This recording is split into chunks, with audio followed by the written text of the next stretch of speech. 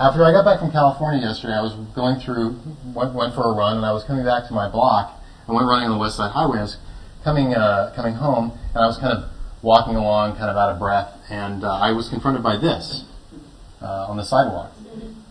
And take it in for a second. And this is what went through my head. Well, that sucks. And what is wrong with our society? Will anybody pick that up? And does the city do that? What if it rains? Did they try to sell that on eBay? And how big is the flat screen TV that they bought that with? And how many TVs are going to end up like this because of HD? And is that value of this thing zero? And if there's a business here, how big is this business? And how are we going to extract the value? And where's my camera? And then I took a picture. And so imagine if Julia was with me, and she decided that she was going to start myusetv.com or .org, whichever she wanted.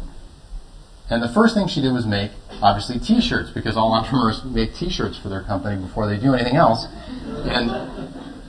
And once she had her T-shirts, what would she do next? What would she face next? Well, she'd face a situation where you have sort of a black void and a time called before. And when the time before exists, no one has seen your idea. No one knows about it. No one believes in it because it doesn't exist. And then you have your idea. And then you're faced by a situation where in front of you is the need to achieve success. And in order to achieve success, there's a whole host of things you have to do. But if you believe this is a wall or a line in the sand or something that you have to go around the end of, there's some effort exerted. And then you'll get to after. And after is a state that exists after you've had success. And behind this, if you can imagine it, there's probably an S curve or a J curve or some kind of curve where you start here and things go down for a while and then they go up.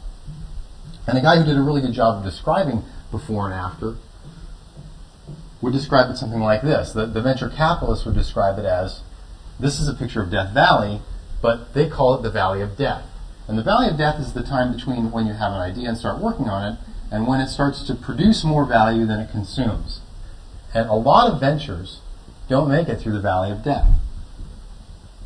And this is what Machiavelli had to say about new ideas. There's nothing more difficult to take in hand, more perilous to conduct, or more uncertain in its success than to take the lead in the introduction of a new order of things. But there's more. Because the innovator has for enemies, not just people who aren't into it, enemies, all those who have done well under the old conditions and lukewarm defenders in those who may do well under the new.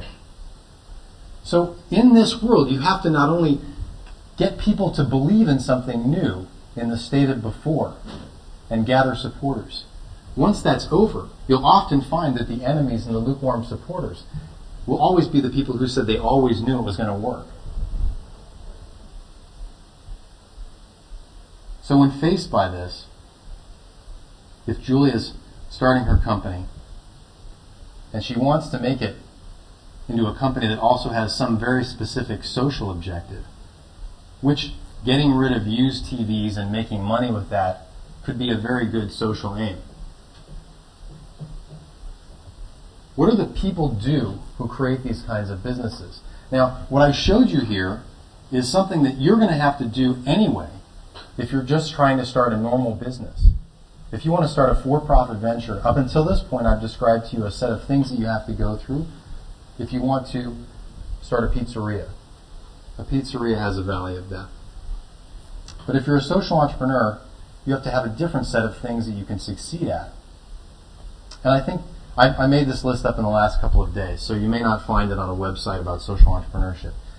But the first one is that you embrace a deeply moving personal experience, allowing it to guide you. Like the one that you had here, like the one that she said moved her. You allow these exchanges in life to affect you. So the handshakes that you had initially, there was no noise in the room, there was no laughing, there was no interaction. It was sort of thank you and thank you. And you can think about how many times a day you interact with other human beings on a level that allows you to go on your way and sort of hello, goodbye, and you can't even remember who you met that day. And social entrepreneurs have some kind of interaction like this. By these things, they are not just inspired. They are inspired to act. They choose action over talking, over discussion, over conferences, they do. They understand the relationship between their ego and the mission that they talk about, the mission they pursue. And that relationship as orbital and Earth should remain the same. They are not martyrs. You can see the look on Bono's face in this picture. It doesn't look like he's really having a great time shaking this guy's hand. But he knows what he wants, right? Doesn't mean he has to go yachting with him.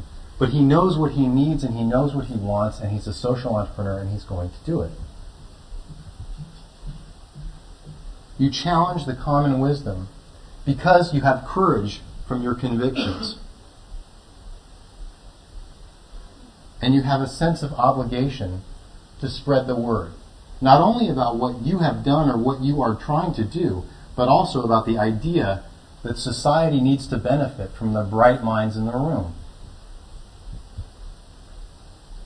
Well, why does this matter? It matters because people like this are entrepreneurs. He's a great example. And when I was trying to think of somebody, I was trying to think of who is somebody that you may or may not agree with his politics, but he is definitely doing things that are different.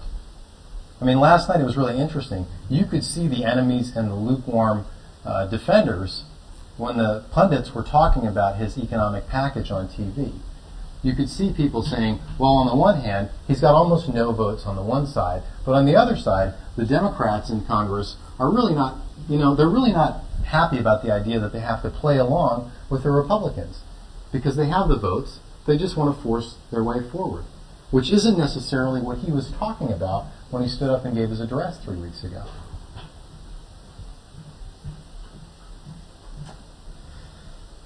So I want to ask you a question, and if this was the last thing that you remembered in this presentation and I stopped talking now, I think this is what's really important.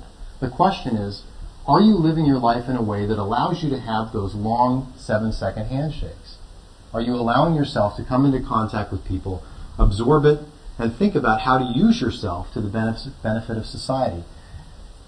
And I'm saying if you're not, you should, because those kinds of experiences in life lead to this.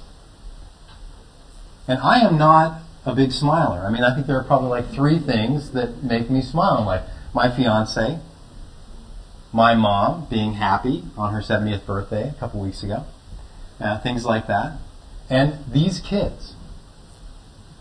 And so I would only have 2 of the 3 of those without this, and I probably might not have met my fiance because I think a big part of our relationship is our interest in the world. And so, I would have my mom, which she probably would be tired of me being around so often if I was the only source of joy in my life. And so I think, you should think about, are you living your life in a way that goes beyond your spouse, goes beyond your kids and your grandparents? Are you part of your community, and what are you doing to make a difference? So I'm going to talk to you a little bit about the experiences I've had as an entrepreneur. In 2000, I was working in London as a consultant. This was the view from my office, and I got a phone call one day from our office in Johannesburg, and they called and said, we'd really like you to come down and work on a project with a winery. And since London is really like this in the winter, which was about 3 weeks away, I said, that sounds like a good idea, because South Africa looks like this. Cape Town looks like this in the summer. Stellenbosch is where I was going to be working. And so I got a little bit of this. I was very excited. I said yes immediately.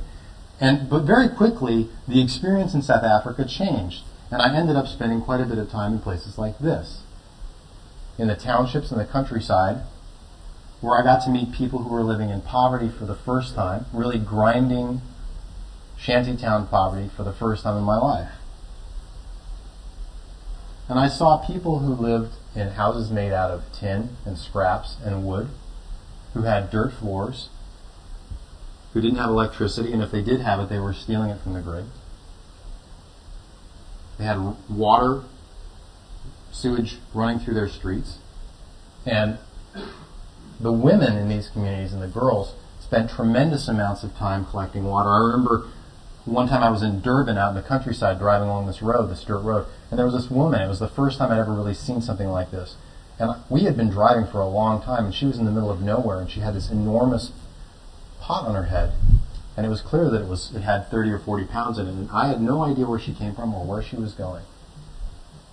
But I saw these people everywhere, and it struck me. I saw development work going on. I saw people building schools and working on virus AIDS prevention programs, and I thought, it's very odd that we're investing in schools with no pipes in them, because we wouldn't do that here.